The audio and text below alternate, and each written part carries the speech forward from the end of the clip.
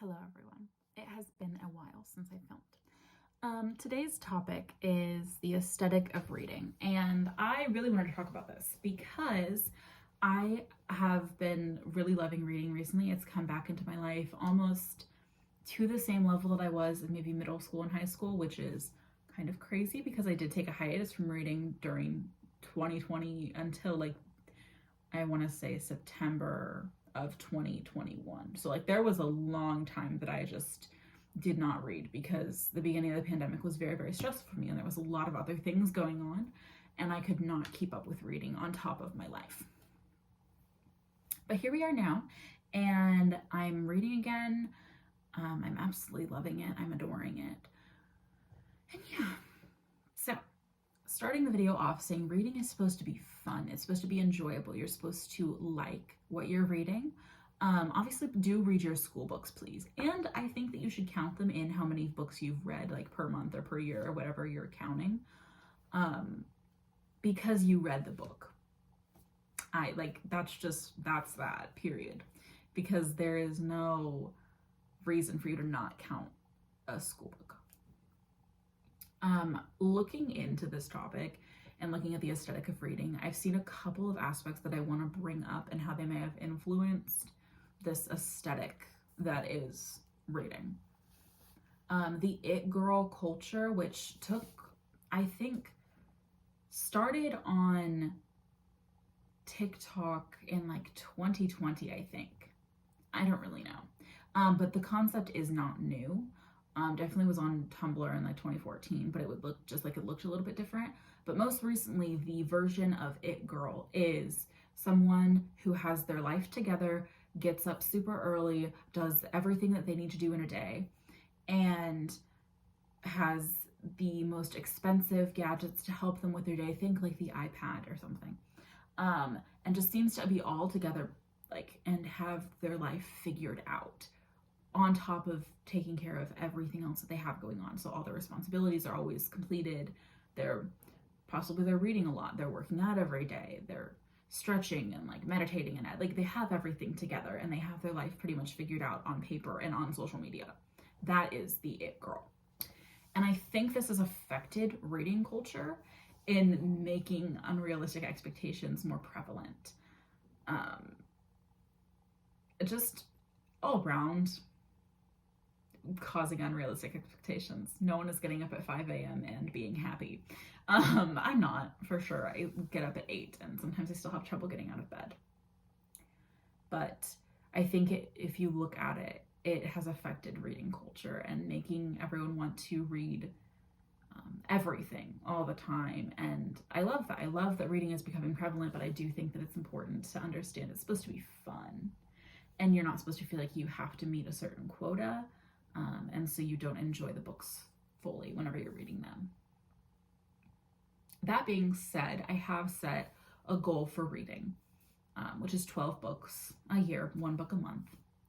But that's a really low expectation for me. And I know that I can meet that goal. So I'm not going to be disappointed at the end of the year when I haven't read 12 books. So I know that I fixed that. Book talk.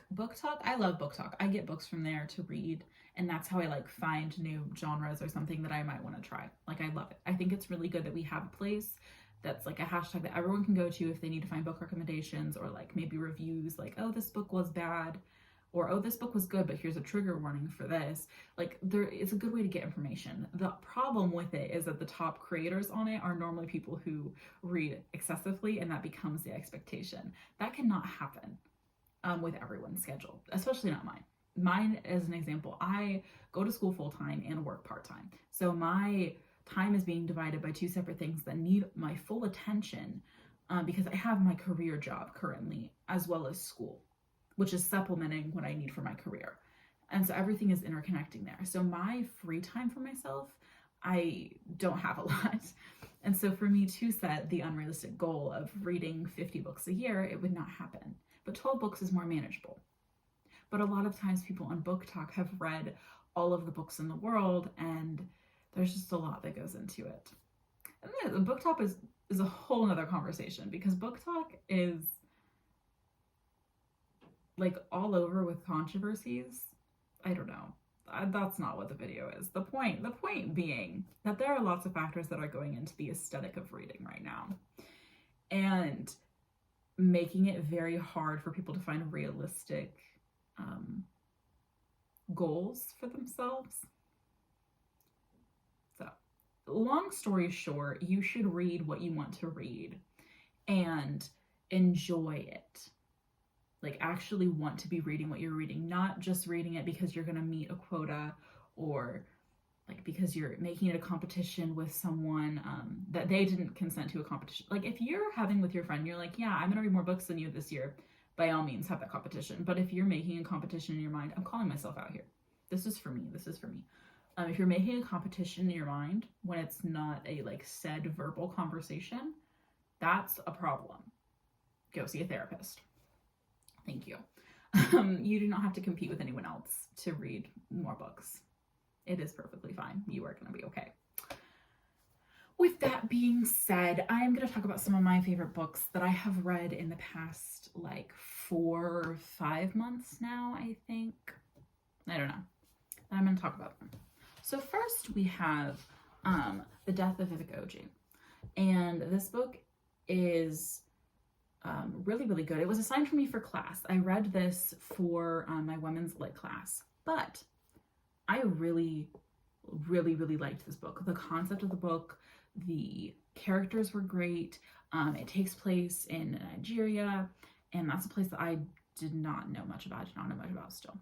But it was nice to have a book in a setting that was different than the ones I normally read. I do recommend that. If you are struggling with reading, it's probably because you're just reading things from the same genre all the time with the same characters and the same settings. Diversify your reading and it will make it a lot more enjoyable. I guarantee you. This was absolutely great.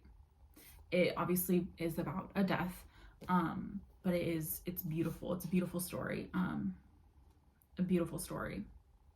And there's enough of everything in here for, I think, everybody. I recommend you read it. It's good. It pushes boundaries. It might make you uncomfortable, but it means that you're reading it. Yeah. The next book that I read was Pretty Things. And I really liked this book too. And I actually picked it out. This one was a free read. And I picked it out at Target because it looked pretty.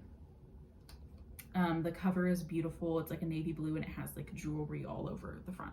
It's about a con artist. Takes place in like Tahoe, and it's great. It's beautiful. It's very different than this one that I had to read for school, but I still loved both the books. Different genre too. This is a thriller. I think I already said that. Mystery thriller, pretty dark. It's great though. I really, really liked it. Again, completely different. The next book that I really enjoyed was Like Home. And I picked this book out first of all because the cover is great, but also it's a story that I have not really seen anywhere before. And I'm sure that it has been discussed somewhere. I just haven't found the books yet. Looking them up after. But it's about, it follows a group of kids from Ginger East as they watch their hometown get gentrified. And that's just a story that I will obviously never experience. But I really enjoyed reading something that is just completely different from what my life is. Like I said before, diversifying your bookshelf is probably one of the best ways to keep learning and growing and enjoy reading. I don't know, reading lots of different things is absolutely fantastic for you and your brain, and I think that you should do it. I loved all of these books. Love them all. I think definitely diversifying what you read, topics-wise, author-wise, story-wise, genre-wise, like all of the things, just diversify what you read. It'll help make it a lot easier for you. Trust me. Reading a bunch of different things is really fun. It gives you different perspectives. It helps you learn things that you may have not learned before. It's great. It's a good time.